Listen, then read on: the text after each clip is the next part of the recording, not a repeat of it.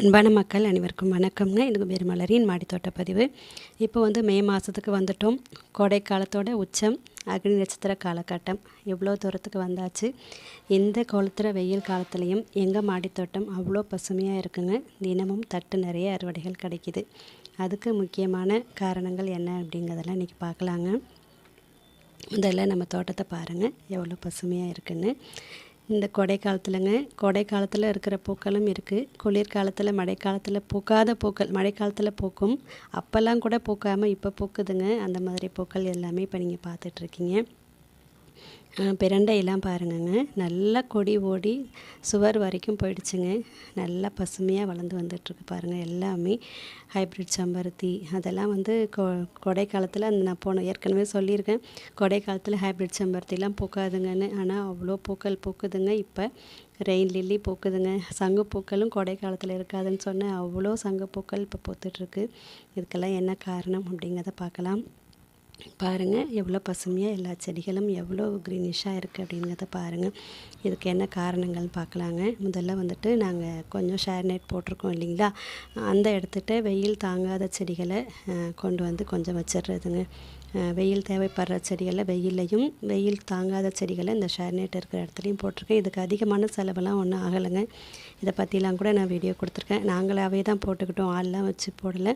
என் ஹஸ்பண்டுக்கு நான் கொஞ்சம் ஹெல்ப் பண்ணேன். அவங்க தான் எனக்கு போட்டு கொடுத்தாங்க. அதுமாதிரி ஷேர் நெட் இருக்கிறது ஒரு காரணம்ங்க இந்த பசுமையை தக்க வைக்கிறதுக்கு.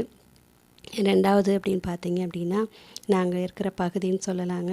மயிலாடுதுறை மாவட்டம், கடலோர மாவட்டம், டெல்டா மாவட்டம் அப்படின்னு நான் ஏற்கனவே சொல்லியிருக்கேன். அந்த நாளில் அந்த இடத்துல கோடை காலத்தில் மழையும் கிடைக்கிதுங்க. மழை காலத்தில் அதிகமான மழை பொழிவு இருந்தாலும் கோடை காலத்துலேயும் எங்களுக்கு மழை அதிகம் கிடச்சிக்கிட்டே இருக்குது. நான் உங்கள்கிட்ட சொல்லிகிட்டே இருப்பேன், எங்கள் ஊரில் மழை பெய்யுதுன்னு சொல்லிகிட்டே இருப்பேன் பாருங்கள். அடிக்கடி மழை எங்களுக்கு கிடைக்கிறதுனாலேயே இந்த பசுமை எங்களுக்கு நாங்கள் தக்க வச்சுக்கிறதுக்கு ஒரு நல்லதாக இருக்குதுன்னு சொல்லலாங்க. அடுத்த கட்டமாக என்ன அப்படின்னு பார்த்தீங்க அப்படின்னா, நான் கொடுக்குற பராமரிப்புங்க. பராமரிப்பு அப்படின்னா உரங்கள் கொடுக்கறது அப்படிலாம் மட்டும் இல்லை. கோடையில் உங்களுக்கு தெரியும், சின்ன சின்ன தொட்டிகளில் கொஞ்சம் காலையில் தண்ணி கொடுத்துட்டு மதியம் பார்த்தா கூட தண்ணீர் இருக்காதுங்க. ஏன்னா சின்ன தொட்டிகள் நான் பயன்படுத்துறதுனால நான் என்ன செய்கிறதுங்க, ரொம்ப எங்கேயுமே போகிறதில்லைங்க. இதுக்காக நான் நிறைய தவிர்த்துட்டேன். எப்போ இந்த வெயில் அதிகம் ஆரம்பிச்சதோ நான் அதிகமாக வெளியில் போகிறதே தவிர்த்துட்டேங்க. நிறைய ரிலேஷனுக்கெல்லாம் கூட இதில் வருத்தவங்க. நாத்தனாரோட மருமகள் என்னை கூப்பிட்டுக்கிட்டே இருக்கும், வாங்க பின்னி அப்படின்னு சொல்லிகிட்டே தான் இருக்குது. ஆனால் நான் இப்போ எப்படிங்க இப்படி விட்டுட்டு போகிறது, எல்லாம் சின்ன சின்ன தொட்டிகள், தண்ணீர் கொடுக்கலன்னா காய்ச்சிரும் இல்லைங்களா.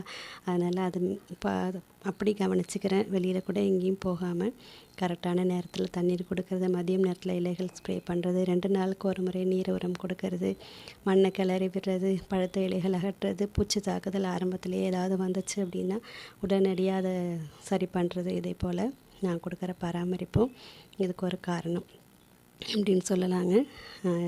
பாருங்கள் எவ்வளோ அழகாக பூக்கள் பாருங்கள். அதுவும் இந்த கல்ரோஜா எனக்கு நான் ஆச்சரியமாக அசந்து போகிற ஒரு விஷயமா இருக்குதுங்க. எல்லா நாளும் பூக்குதுங்க. அது மழைக்காலம் வெயில் காலம் எல்லா நாளும் அது அப்படியே பார்த்த மாதிரி இருக்குதுன்னு சொல்கிறாங்க பாருங்கள். அது எப்படி நம்ம மாடி ஏறி வந்த உடனே ஃபஸ்ட்டு அவங்கள பார்க்கும்போது எனக்கு ரொம்ப அது அற்புதமான ஒரு விஷயமா இருக்குங்க.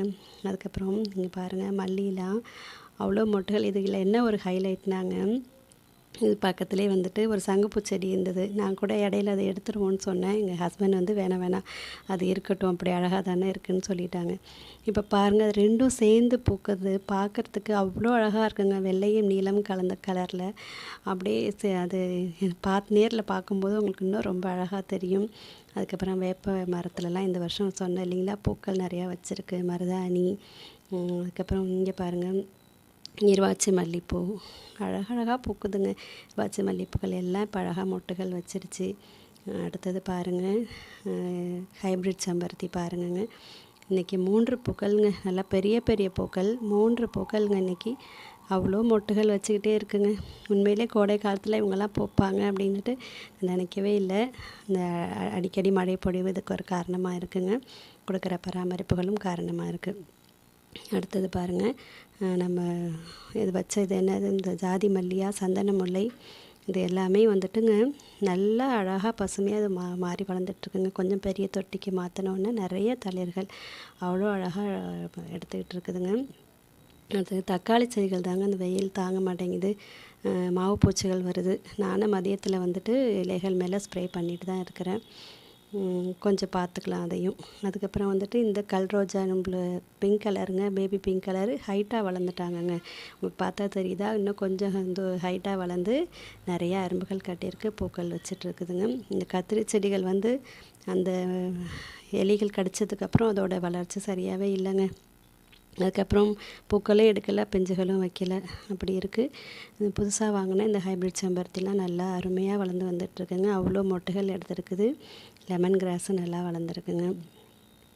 அதுக்கப்புறம் பாருங்கள், அங்கே வேறு என்ன இருக்குது. இந்த பக்கம் வந்து இன்றைக்கி செம்பருத்தி எதுவும் இல்லைங்க. பேபி பிங்க், சாண்டல், ஒயிட் எல்லாமே அந்த சைடில் இருக்குது. ஆனால் இன்றைக்கி பூக்கள் எல்லாமே இருக்குது. அதுக்கப்புறம் இங்கே நம்ம சாமந்தி நாற்றுகள் எல்லாமே நான் சின்ன சின்ன தொட்டிகள் எடுத்து நடவு பண்ணேன் இல்லைங்களா, அது. அடுத்து 10 ரூபாய்க்கு வாங்கின பாரிஜாதம் செடிகள் எல்லாமே நல்லா அழகாக வளர்ந்து வந்துகிட்ருக்குங்க. இப்போ தான் இன்சுலின் பிளான்ட்டு, கருவேப்பிலையெல்லாம் பாருங்கள், கிளைக்கு கிளை அழகாக பூக்கள் வச்சு அவ்வளோ பசுமையாக அழகாக வளர்ந்து வந்துட்டுருக்குதுங்க. பார்க்குறதுக்கே நீங்கள் பாருங்கள், ஃபுல்லாகவே பார்த்தீங்க இல்லைங்களா, எவ்வளோ க்ரீனிஷாக இருக்குது பாருங்கள். நான் பாஸ் பண்ணாமல் அப்படியே ஃபஸ்ட்லேருந்து தான் வந்தேன். ஹேங்கிங் பாட்ஸில் எல்லாமே நிறையா பூக்கள் கொடுக்கவும் ஆரம்பிச்சிருச்சுங்க. அவ்வளோ அழகாக இருக்குது. மாடிக்கு வந்துட்டேன் அப்படின்னாலே கீழே இறங்கி போகவே மனசு வராத அளவுக்கு பார்த்துக்கிட்டே இருக்கலாம், பார்த்து ரசிச்சுக்கிட்டே இருக்கலாம் போல் அப்படி இருக்குங்க எங்கள் மாடி தோட்டம். நீங்கள் பிடிச்சிருந்துன்னா சப்ஸ்கிரைப் பண்ணி எனக்கு சப்போர்ட் பண்ணுங்கங்க. நன்றி, வணக்கங்க.